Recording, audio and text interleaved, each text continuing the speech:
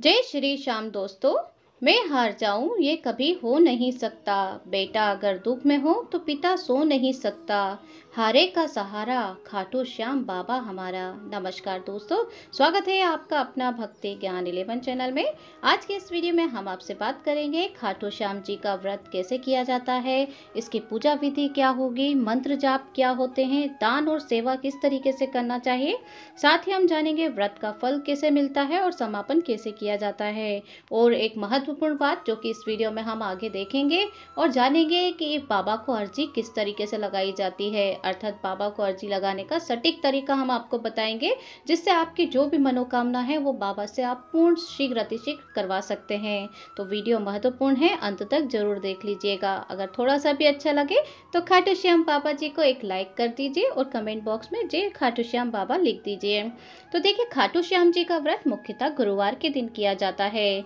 हालांकि ये व्रत विशेष रूप से उन दिनों में भी किया जाता है जब शुक्ल पक्ष की एकादशी आती है, क्योंकि महीने में 2 एकादशी होती है, एक कृष्ण पक्ष और एक शुक्ल पक्ष। तो जो शुक्ल पक्ष वाली एकादशी होती है तब से आप व्रत प्रारंभ कर सकते हैं। अगर आप एकादशी पे नहीं कर रहे हैं तो कोई बात नहीं, आप इसके लिए गुरुवार से भी व्रत प्रारंभ कर सकते हैं।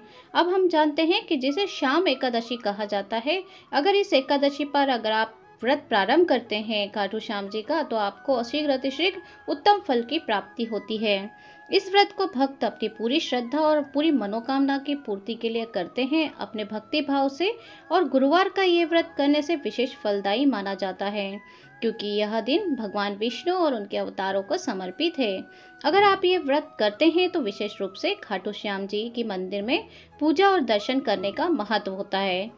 अगर मंदिर जाना संभव ना हो तो बाबा की पूजा आप घर में भी कर सकते हैं। अब आपको बताते हैं कि कार्तिक महीने की एकादशी को उनका जन्मदिन होता है, और इस जन्मदिन वाले दिन अगर आप व्रत प्रारंभ करते हैं तो बहुत ही ज्यादा शुभ माना जाता है।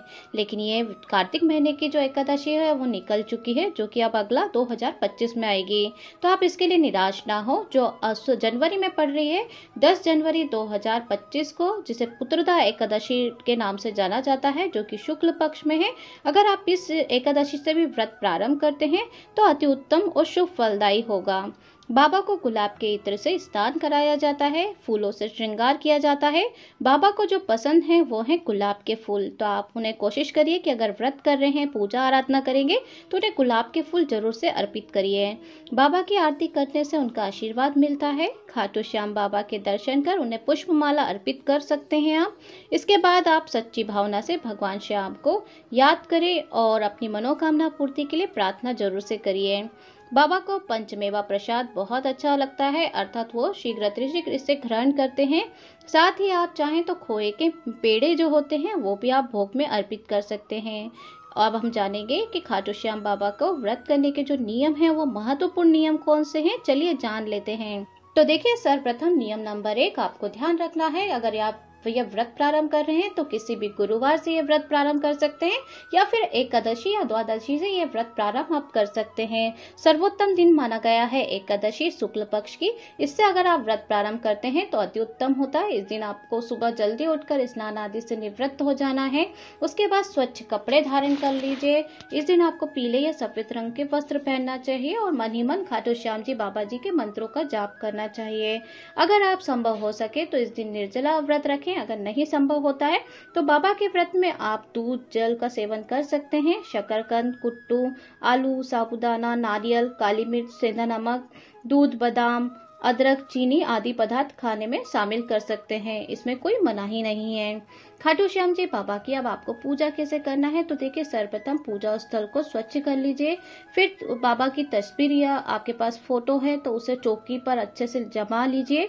अब बाबा को तिलक लगाइए, पुष्प चढ़ाएं। बाबा को गेंदे के फूल आप अर्पित कर सकते हैं, गुलाब के फूल अर्पित कर सकते हैं। साथ ही तुलसी जरूर से अर्पित कर लीजिए। उसी दिन आप तुलसी नहीं तोड़िए। अगर आप एकादशी को व्रत प्रारंभ कर रहे हैं तो आपको 10वीं तिथि को ही तुलसी के पत्र तोड़कर रख लेना है और पूजा में शामिल करना है एकादशी को। बाबा के नाम के भजन कीर्तन करें। पूरे दिन भजन कीर्तन और उनका पूजा पाठ, साथ ही कथा का जाप करें। इस दिन आपको श्याम चालीसा या श्याम बाबा के कथा का मंत्रों का जाप जरूर से करना चाहिए, जो कि बहुत ज्यादा शुभ माना जाता है। बाबा श्याम की जो कथा है वो हम आपको आने वाले वीडियो में जरूर बताएंगे एकादशी तक, तो आप जरूर से इस कथा को श्रवण करिए। इस दिन आपको भजन पाठ करना चाहिए। व्रत की विधि हम जानते हैं, तो देखिए निर्धारित संकल्प ले लीजिए। व्रत की शुरुआत में बाबा श्याम के सामने अपनी मनोकामना पूरी होने का संकल्प ले लें। यह संकल्प बाबा के चरणों में समर्पण भाव से किया जाता है। इस विधि का आप जरूर से ध्यान रखिए। सच्चे मन से की गई प्रार्थना जरूर से स्वीकार होती है। मान्यता है कि जो भी भक्त यदि सच्चे भाव से खाटू श्याम जी का नाम उच्चारण करता है तो उसका उद्धार संभव है। यदि भक्त सच्ची आस्था प्रेम भाव से खाटू श्याम जी की पूजा अर्चना करता है तो उसकी सभी मनोकामनाएं जरूर से पूर्ण होती हैं। जिंदगी के सभी जो दुख और दर्द हैं वो दूर हो जाते हैं।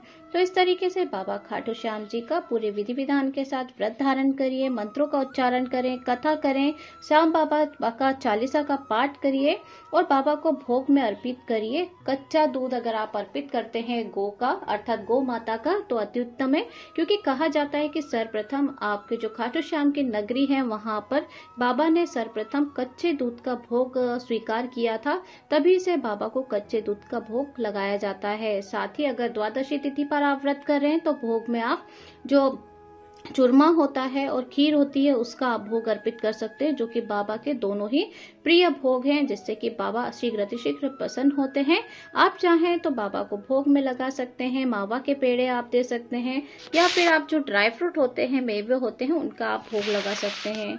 तो ये थी आपकी पूजा विधि। इस तरीके से अब आपको श्याम बाबा की मूर्ति या तस्वीर को साफ करके अर्थात शुद्ध करके उनके वस्त्र और आभूषण पहनाएं। सर्वप्रथम श्याम बाबा को आप अक्षत रोली फूल चढ़ाइए, माखन मिश्री गुड़ या हलवे को भोग लगाइए, आरती करिए और श्याम बाबा चालीसा का पाठ करिए। तो इस तरीके से जो हमने पूजा विधि आपको बताई है, सच्चे भाव से अगर आप करते हैं तो बाबा जरूर से स्वीकार करेंगे। अब आपको जाप करना है। पूजा आराधना करने के साथ ही मंत्रों का जाप करेंगे। व्रत के दौरान ओम श्री श्याम देवाय नमः, ये हारे का सहारा बाबा श्याम हमारा। इसका मतलब ये है, अर्थात इसका अर्थ यही निकलता है। अगर आप ओम श्री श्याम देवाय नमः बोलेंगे मतलब इससे आप समझ जाइए बाबा की कृपा आपके ऊपर होने वाली है। इस मंत्र का आप कम से कम 108 बार जाप जरूर से करिए। इस दौरान मन को शांत और स्थिर रखें। दान और सेवा करना, तो देखिए व्रत के दिन जरूरतमंदों को भोजन या वस्त्र या धन का दान जरूर से कर दीजिए। जितना भी आपसे संभव हो सके अपने सामर्थ्य के अनुसार आप दान जरूर से करिए। इस दिन आपको गौ सेवा करना चाहिए, पशुओं के लिए जल या दाना रखना चाहिए, जो कि बहुत ज़्यादा शुभ माना जाता है। अब हम जानेंगे व्रत का फल और समापन। तो देखिए व्रत का समापन खाटू श्याम बाबा की आरती करके व्रत का समापन किया जाता है। तो आप आरती कर लीजिए, उनके मंत्रों का जाप कर लीजिए। साथ ही अब आपको अगर आपसे कोई भूल चूक गलती हुई है तो उसके लिए खाटू श्याम बाबा जी से आप क्षमा याचना कर लीजिए। उसके बाद आपको बाबा को भोग लगाना है उनकी पसंद का। प्रसाद सभी में वितरित कर लीजिए। जितने लोगों को आप प्रसाद बांटते हैं अति उत्तम माना जाता है। तो आप बाबा के प्रसाद को सब में वितरित करें, उसके बाद स्वयं भी इस प्रसाद को धारण कर लीजिए। अब साथ ही व्रत के दिन बाबा से मनोकामना पूर्ण होने के लिए प्रार्थना करें और बाबा का ध्यान लगाइए। विशेष फल की प्राप्ति होती है इस दिन। यह व्रत भक्तों के जीवन में सुख समृद्धि और शांति लाता है। अर्थात आपको खाटू श्याम बाबा को हारे का सहारा भी कहा जाता है। श्याम बाबा कठिन परिस्थितियों में सहारा देने वाले हैं और इच्छा को पूर्ण करने वाले माने गए हैं। इस व्रत से आत्मिक शुद्धि और बाबा की कृपा प्राप्त होती है। जो व्यक्ति निराश हो गए हैं, सभी जगह से निराशा हाथ लगती है, इस व्रत को जरूर करके बाबा की कृपा प्राप्त कर सकते हैं। अब जान लेते हैं आध्यात्मिक क्या लाभ मिलता है हमें इस व्रत को करने से। तो देखिए व्रत करने से आत्मिक शांति मिलती है और आत्मविश्वास बढ़ता है। यह व्रत व्यक्ति को आध्यात्मिक मार्ग के लिए अग्रसर करता है और बुरे कर्मों से मुक्ति दिलाता है। इस प्रकार श्रद्धा आप समर्पण के साथ खाटू श्याम बाबा का अगर आप व्रत करते हैं तो बाबा की कृपा जरूर से आपके ऊपर बरसती है और भक्त के सभी मनोकामना पूर्ण हो जाती है। तो ये हमारे जीवन में आध्यात्मिक लाभ को बताता है। तो चलिए जान लेते हैं बाबा की अरदास अर्थात हाजिरी कैसे लगाएं। तो 101% सही तरीका आज मैं आपको बताने जा रही हूं। आज के इस वीडियो में आपने इससे पहले बहुत से वीडियो देखे होंगे, लेकिन यकीन से बोलती हूं कि पूरी और सही जानकारी आपको कहीं से नहीं मिली होगी। तो आज के इस वीडियो में आपको सटीक और 101% आपको तरीका अर्थात सही जानकारी मिलने वाली है, जो कि खाटू श्याम जी बाबा के मंदिर पुजारी ने बताई है। वही मैं आपको वीडियो में बताने जा रही हूँ। इसलिए वीडियो को अंत तक जरूर और पूरा देख लीजिए, क्योंकि आप भी जानते हैं अधूरा ज्ञान लटकती तलवार के समान होता है। देखिए, आप भी चाहते हैं कि बाबा आपकी मौज कर दे, तो ध्यान से सुनिए इस वीडियो को। तो सबसे पहले आपको जो सामग्री चाहिए वो मैं आपको बता देती हूँ। आपको एक लाल कलर का अर्थात लाल रिफिल का पेन खरीदना है, जो कि नया है, जिसे कोई दुकानदार भी जो यहाँ से आप खरीद के लाएंगे वो दुकानदार भी चलाकर ना देखे। वो पेन केवल आप उसे खरीद कर ले आइए। साथ ही आपको एक मोली चाहिए, धागा जिसे हम अपने कलावा भी बोलते हैं, कई लोग हाथ में बांधते हैं, कलावा चाहिए। और उसके बाद आपको एक पेपर चाहिए, प्लेन पेपर जिसपे कुछ भी लिखा नहीं होना चाहिए। और एक आपको नारियल चाहिए। नारियल आप सूखा भी ले सकते हैं या पानी वाला भी ले सकते हैं, इसमें कोई समस्या नहीं है। केवल आपको ये 4 चीज़ें चाहिए। और उसके बाद आपको 11 रुपये आपको अर्जी में रखने के लिए चाहिए, अर्थात आपको 11 रुपये की जो अर्जी आप लगाते हैं वो पूर्ण जरूर होती हैं। तो ये 5 चीज़ें आपको अपने पास पहले से ला कर रख लेना है। उसके बाद आप अपने घर के मंदिर में या पूजा स्थल जो भी है आपके घर में, घर के मंदिर में आप बैठ जाइए। और आपके मंदिर में जो वहाँ पे भी आपके भगवान रखे हुए हैं वहाँ पर आपको बैठना, उनके सामने बैठना है। जो भी देवी देवता हैं उन्हें भी और मानते हैं उन्हें सबको नमस्कार कर लीजिए। सर्वप्रथम उनके सामने बैठ जाएं, आसन पर भी बैठें, कभी भी ज़मीन पर नहीं बैठें, क्योंकि जो भी पूजा की जाती है, जो भी काम किया जाता है, ज़मीन पर नहीं बैठा जाता है। हमेशा पूजा आपको अपने आसन लगाकर बैठकर ही करना चाहिए, तभी आपकी पूजा पूर्ण होती है। जब भी आप पूजा स्थल पर बैठेंगे आसन जरूर से लगा लीजिए। फिर उसके बाद बाबा श्याम की फ़ोटो के सामने दीपक जलाएं। अब कोई लोग बोलेंगे कि हमारे घर तो बाबा श्याम की फ़ोटो ही नहीं है, तो इसमें कोई बात नहीं है, घबराएं नहीं। जो भी देवी देवता मंदिर में आपके सामने हैं, दीपक प्रज्वलित करें। अब आपको संकल्प लेना है। तो संकल्प लेने के लिए आपके घर में जो आप एक लोटा जल भर कर रहते हैं, उससे आप थोड़ा सा जल अपने हाथ में ले लीजिए और दाहिने हाथ में ही आपको ये जल लेना है। उसके बाद आपको बोलना है अर्थात संकल्प लेना है कि हे खाटू श्याम बाबा, मेरा नाम ये है। मेरे पिता का नाम जो भी नाम है वो आप बोल लीजिए। अगर पति हैं तो पति का नाम ले लीजिए। उसके बाद आपके जो भी गोत्र है, गोत्र आपको बताना है, बोलना है। मैं इस जगह का स्थायी निवासी हूँ, जहाँ पर भी आप रहते हैं वो नाम आप ले लीजिए। मेरे कुल देवता का नाम आपको लेना है, मतलब जो भी आपके कुल देवता हैं, कुल देवी हैं, उनका नाम आप ले लीजिए। उसके बाद आपको बोलना है आपके जो भी पितृ देवता हैं उनका नाम आप ले लीजिए। अगर पितरों का नाम पता है तो उनका नाम बोल लीजिए। मैं अपने पितरों को साक्षी मानकर आपके मंदिर में बैठा हूँ।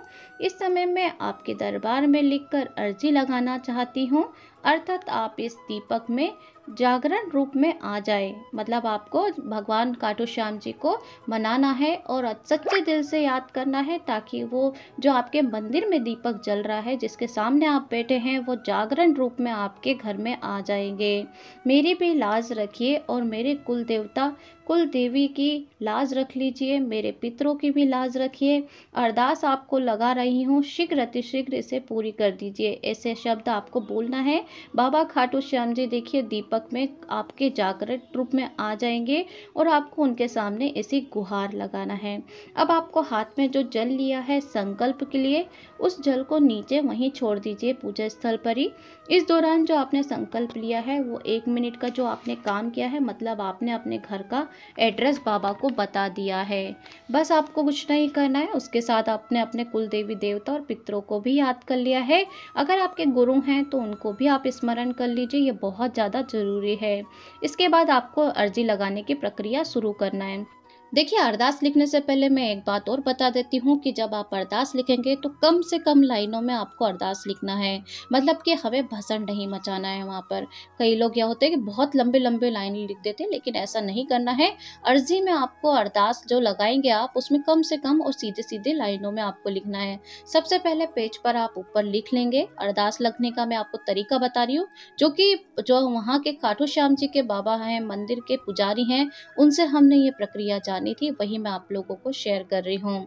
तो देखिए, आप सबसे पहले पेज पर लिखेंगे जय श्री श्याम, और आप दाहिने हाथ पर ऊपर की साइड में लिख लेंगे आप जय श्री हनुमान महाराज। अर्थात हमने दोनों को याद कर लिया है। अब आपको अपनी इच्छा, मनोकामना, जो भी आप मांगना चाहते हैं बाबा श्याम से, वो आप लिखना शुरू करेंगे। लेकिन उससे पहले आपको मैं एक चीज़ बता देती हूँ कि जो भी आप अपनी इच्छा पूरी करवाना चाहते हैं, जो भी आप लिखेंगे अरदास, उसमें आपको नहीं शब्द का यूज़ नहीं करना है। अगर आप नौकरी के लिए अरदास लगा रहे हैं तो आपको ऐसा नहीं लिखना है कि बाबा मुझे नौकरी नहीं मिल रही है। नहीं शब्द आपको अरदास में नहीं यूज़ करना है। आपको ये नहीं लिखना है कि नौकरी नहीं मिल रही है, बल्कि ये लिखना है अरदास में कि बाबा मैं नौकरी चाहता हूँ, मेरी नौकरी लगवा दीजिए, मुझे शीघ्र अतिशीघ्र नौकरी दिलवा दीजिए, नौकरी लगवा लीजिए। ऐसा आपको लिखना है, मतलब आपको नहीं का प्रयोग नहीं करना है। मेरे कुल देवी देवता और मेरे पितरों की लाज रखिए। इसके बाद आप नाम, एड्रेस कुछ भी नहीं लिखेंगे, क्योंकि संकल्प लेते समय ही आपके एड्रेस बाबा के पास पहुंच गया है। अब आपको इसके बाद लिखना है लाज रखना मेरे श्याम। ये जरूर से आप लिख दीजिए। अपनी अरदास लिखने के बाद आपको अपनी मनोकामना, इच्छा लिखने के बाद ये लाइन जरूर से लिखना है कि लाज रखिए मेरे श्याम। एक समय में एक ही अर्जी लगाई जाती है। इसके बाद पेपर को फोल्ड कर दीजिए। अब नारियल के साथ अर्जी को आप एक लाल पेन, जो हमने लिखा है, जिस पेन से लाल पेन हम जो लाए थे, उसको अर्जी में लगाना है, अर्थात नारियल के साथ, और 11 रुपये रखना है। और इन सारी चीज़ों को लेकर ऊपर से मोली आपको लपेट देना है 4 से 5 बार। आपको ये चीज़ का ध्यान रखना है कि आप इसी समय पे जब अर्जी लगाएंगे, आप सारी चीज़ों को मोली से आप लपेटेंगे, उस समय पे आप बाबा श्याम का ध्यान जरूर करते रहिए या उनके मंत्रों का जाप करिए। मतलब मोली से आपको सारे सामान को लपेट देना है। अब कई लोग इस अर्जी को कपड़े में बांध कर रखते हैं या कपड़े में लपेट देते हैं, जो कि गलत होता है, क्योंकि बाबा की अर्जी को जिस मंदिर में आप लेकर जाएंगे तो कपड़ा खोलकर आपको कोई नहीं देखेगा। आपका पता ही नहीं चलेगा कि कपड़े के अंदर है क्या है। कोई खोल के नहीं देखता मंदिर में, उसे इधर उधर पटक देते हैं या रख देते हैं। लेकिन अगर आप नारियल के साथ पर्ची सामने दिखेगी, लेकर आप जाएंगे मंदिर में, देंगे, पुजारी को देंगे, तो उस अर्जी को खोलकर बाबा श्याम को सुनाएंगे पुजारी, तो ही आपकी अर्जी स्वीकार होगी और आपकी मनोकामना भी पूरी होगी। उसमें देरी नहीं लगेगी, अर्थात आपकी मनोकामना शीघ्र पूरी हो जाएगी। तो आप जो भी अर्जी आप लगाएंगे उसे कपड़े में लपेट के पुजारी को नहीं दें, इस बात का जरूर से ध्यान रखिए। आपको ऐसे ही अर्जी ऊपर दिखना चाहिए, तभी पुजारी देखेंगे, और वैसे ही पढ़कर बाबा को सुनाएंगे, तभी आपकी मनोकामना पूरी होगी। इस बात का जरूर से आप ध्यान रखिए। अब कई लोग जानना चाहते हैं कि जो पेन हमने दिया है अर्जी के साथ, वह प्रसाद के साथ बट जाता है। कई लोगों को मन में इच्छा होती होगी कि वो पेन का होता क्या है। तो मैं आपको बता दूं कि पंडितों से हमें पता चला है कि जो अर्जी के साथ पेन जाता है लाल कलर का, जिससे आपने अर्जी लिखी है, उस पेन को प्रसाद के साथ बांट दिया जाता है, ताकि उस पेन में आपके बच्चे पढ़ लिख कर योग्य बने। जिसे भी वो पेन मिलता है बहुत ज़्यादा फायदा होता है। अब आप लोग जानना चाहते हैं कि पर्ची का होता क्या है। तो देखिए, बाबा को सुनाने के बाद उस पर्ची को, देखिए पर्ची तो पर्ची होती है, लेकिन इसको बाबा का जब हवन होता है, हवन में आहुति दे दी जाती है, क्योंकि ये प्रेमी द्वारा भेंट किया हुआ प्रसाद होता है बाबा के लिए। तो ये हवन में आहुति दी जाती है उस पर्ची के द्वारा, और 11 रुपये का दान पात्र में डाल दिए जाते हैं। नारियल जो होता है उसे प्रसाद स्वरूप भक्तों, प्रेमियों को बांट दिया जाता है। नारियल के ऊपर की जटा छिलके होते हैं, उसकी दबाएं बनती हैं। आप ये मत सोचिए कि नारियल के छिलकों का ऐसे ही फेंक देते हैं या नारियल ऐसे ही बांटते, नहीं। बाबा श्याम के दरबार में नारियल के छिलकों से जो निकलते हैं, छिलकों का यूज़ दवाइयों में किया जाता है। उसके लिए आपको बता दें कि जो दवाइयाँ होती हैं इस छिलके से बनती है, वो शरीर की एलर्जी, फोड़े फुंसी, हाथ पैर जल गए हैं, फट गए हैं, उसके लिए दवाएं बनती हैं। तो बाबा के दरबार में इन सभी चीज़ों का बहुत ज़्यादा उपयोग किया जाता है। और जो मोली होती है उसे हवन में डालकर स्वाहा कर दिया जाता है। उसके अलावा बाबा श्याम को आरती के लिए धूप अग्नि तैयार की जाती है, वह इनसे ही तैयार की जाती है, अर्थात मोली से ही। यानी आपके द्वारा दी गई एक एक चीज़ मंदिर में काम आती है, उसे फेंका नहीं जाता है, कुछ गलत प्रयोग नहीं किया जाता है।